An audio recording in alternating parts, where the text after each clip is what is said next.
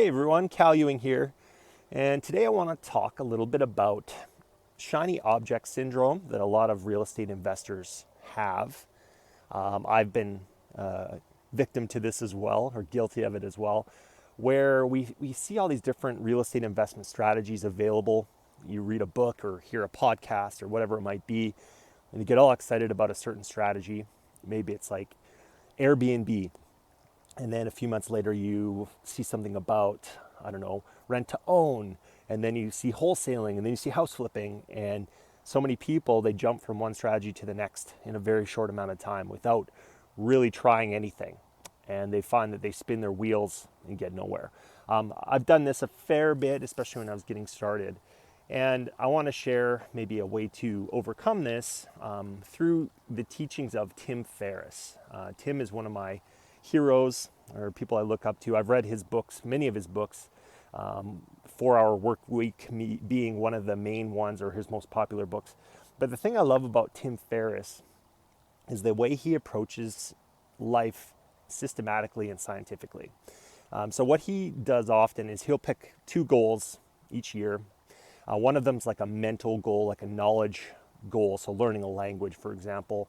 And then the other one's a physical goal, like he's learning to swim or learning some sort of martial art for a year. And then he'll come up with a plan how he's going to test it or how he's going to approach learning and achieving that goal. And I think this is really applicable to real estate investing or any kind of investing as well, is choose something that you like, that's interesting to you. So whether that's vacation rentals, whether that's the Burr method, whether it's mortgage note investing, and dedicate a year to that practice, okay? Come up with a plan. So it might start with just learning as much as you can for a few months before you even make a commitment to that goal.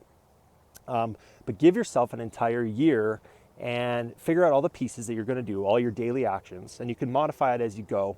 But I think it's having that commitment for a full year to see how it goes before you switch strategies and make a commitment to yourself that you're going to focus solely on this one strategy for an entire year, and you're not going to chase anything else that comes your way. You can take note of any shiny objects for later, but give yourself at least a year to commit before you give up and try something else, okay?